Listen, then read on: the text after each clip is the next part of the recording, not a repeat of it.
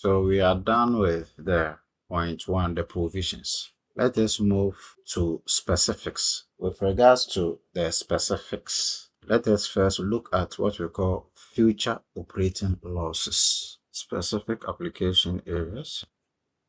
Alright, the first one is what? Future operating losses. Now, the first one is what? Future operating losses.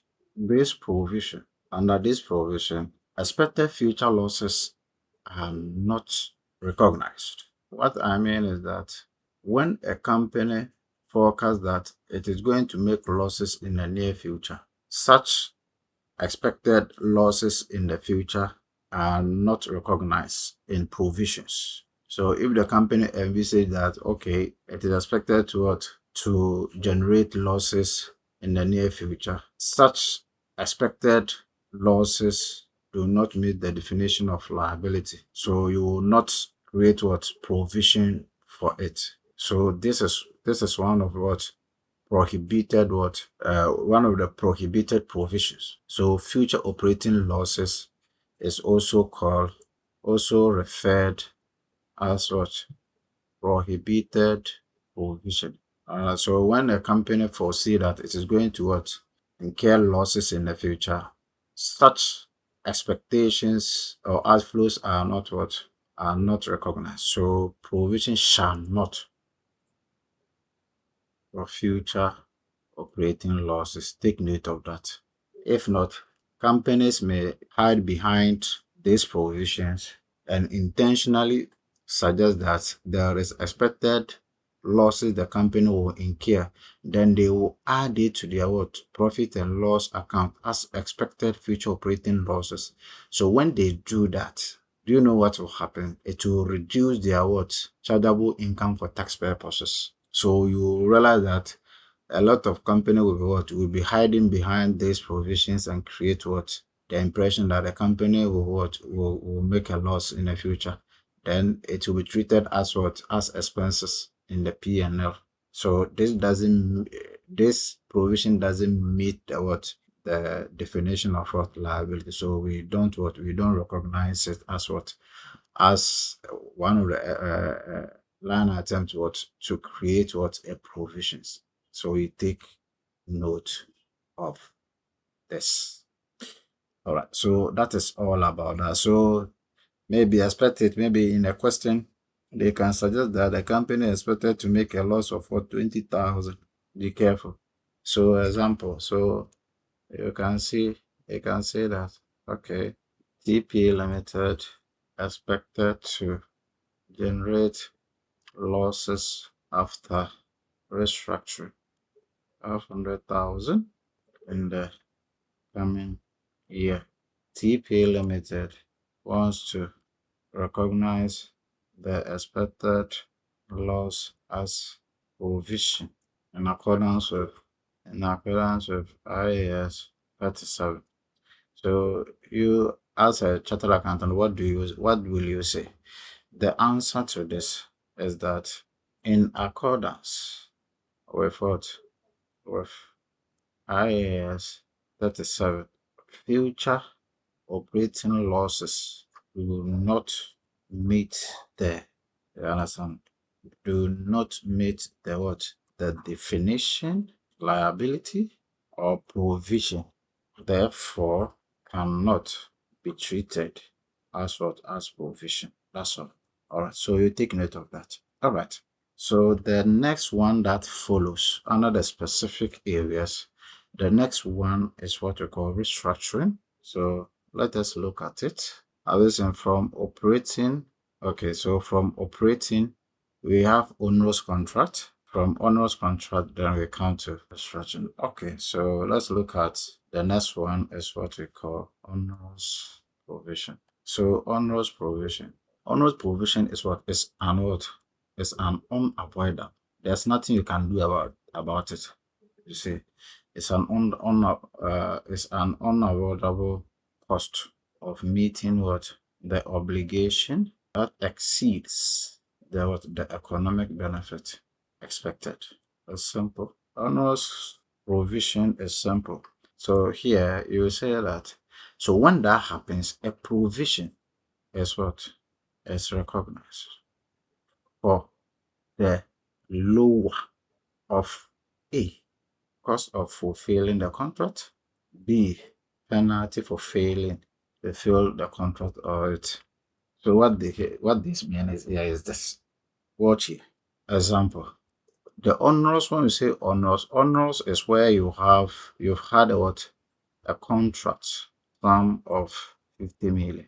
After you've charged the contract sum to deliver the goods or whatsoever, later you find out that the expected cost to incur has moved from 40 million to 60 million. You see the whole thing. So here, that is where the problem is. So you had this contract and this is the situation. So you realize that the outcome. So what is the outcome of this? You realize that you have what your revenue being what 50 million and the costs to the project is what is now 60 million. So you realize that you have what onerous of 10 million, which is loss. This is what we call the onerous contract. You see, this is what we call onerous contract. So you realize that now the cost has now increased to 60 million. So when you find yourself in a situation like this, is there a cost to what? Create a provision under onerous contract? Yes, you have to create a provision for the onerous contract. So you realize that initial cost was how much? Was 40 million. And now it has what? It has now moved to how much? 60 million. So is there cost to what? Create what? A provision. Yes, you need to create a provision around the cost, because you expected to what? Incur additional cost more than the 40 million. So how much cost has come in addition to what you already know? Is how much? It's 20 million.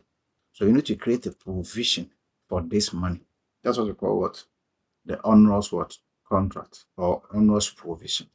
Now, let us move to the most critical aspect of the whole thing here. It says that a provision is recognized for the lower of 1. A, cost of fulfilling the contract. B, penalty for failing to fulfill it.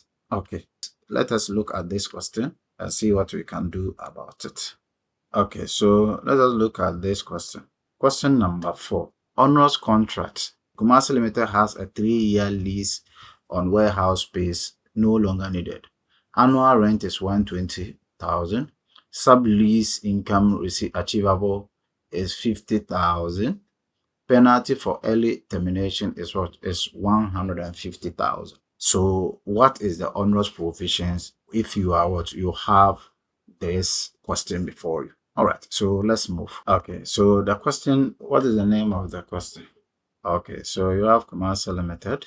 Let us summarize the question. What did he say? He said what? They have what? They've rented rental. The cost is how much? 120,000 per annum. And then the term is how much? 3 years. They have what they call sublease. If they sublease it, they will get what? 50,000 per annum. And then they said that penalty for not or penalty for early termination.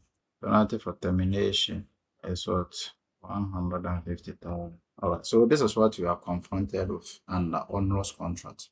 So what this means is that Commercial Limited rented a warehouse, possibly for keeping their goods or storing their inventories. So every year they have to pay 120,000 sealed. And the term of the agreement is that it is what? It's a 3 years contract. So they will pay 120 year 1, 120 year 2. It is 3 years contract. And they said that if this renter they are talking about, if they decide not to, listen very carefully, if they decide not to use it, since the question says that they no longer needed the warehouse, there is a condition on what? On this arrangement. The condition is that if they decide to terminate the agreement, they will pay 150,000 to the owner of the warehouse. That is the whole conversation here. If you don't use it, and you said, okay, I came for it for 3 years, but I no longer need it. So take your warehouse. The penalty is 150,000. And if you decide to continue holding onto the warehouse, whether you use it or not, you pay 120,000 per annum. That is the whole thing. So how do you solve this issue? So solution. They said that annual payment for 3 years. So you come here. This is your choice. How you want to do it is your what? It's your choice. But so this is how I choose to do it. So I'll pick here years. I'll pick here cash flow. Right? Okay. So annual rental or annual payment. This is how you will be paying. Year one, you will pay 120,000. Year two, you will pay 120,000. Year three, you will pay 120,000. So all these things are what they are cost to you, the company. At the end of the fourth year, how much would you have what? At the end of the third year, how much would you have what? Expected to pay. So that will be 360,000. This is how much is expected for you to pay for the 3 years. Now, if you decide, watch here, if you decide not to, okay, if you decide to rent, though you are not, the warehouse is no longer useful to you, and you wanted to, okay, sublease it, this is the income that you will earn. You see, this is the income that you will earn with the income. So this one too is what? Cash inflow. So this one is cash inflow. So that's a sublease. So this is what? Expected what? Cash outflow. All right. Now, if you decide to what, sublease it, yes, cash flow. If you decide to sublease it, so you will have what? Sublease. So year one, you have 50,000. That's what they said in the cost. Year one, you have what? 50,000. Year two, you have what? 50,000. Year three, you have 50,000. So when you add it, or what do you get 150,000. That's what cash inflow, or which is expected cash inflow. Bracket inflow. All right. So this is what you are. So that's what they are talking about here. All right. So if you decide to sublease it, you'll get 50,000 per year. If you decide to hold on to it and sublease it, meanwhile you are not using it, you will get 50,000 per year, whilst you pay 120,000 to what? To the owner of the warehouse. You see the whole thing. Okay. So now that you have your what? Inflow and your outflow. So here, all you have to do is that you have what? Cash inflow is total cash inflow is how much? 150,000. And you have what? Cash outflow, which is 360,000. So when you less it, what do you have? You have 210,000. So this is a loss to you. You are paying 120 a month and you are receiving 50,000 120 a year, and you are receiving 50,000 a year. So when you strike there, so this will be a loss to you because you pay 360 to the owner. Meanwhile, you have a cash inflow of 150. So this is a loss to you. If that is the case, so this is a loss to you. Alternatively, you can choose to calculate it this way. You will just pick all the cost of fulfillment. So how much is that? So the cost of what? They will pick the number of years is 3. They multiply by how much are you paying every year? 120,000. Then you will less how much you are going to receive, 50,000 if you sublease it, which is 50,000. That's all. When you multiply and you multiply this one by this, then you multiply 3 by 50,000. When you less it, whatever you get is what is 200 and what? 20,000. Right. So this is the cost of fulfillment. Right. Now, after now you have it, you have this one. Now the penalty. If you want to, you will not take the warehouse again. You will just give it to the owner of the warehouse. You will not even you didn't opt for holding onto it for 3 years and renting it out. You didn't opt for that, and you said that okay, take your warehouse. Then if you say so, then you're going to pay a penalty of what? 150,000.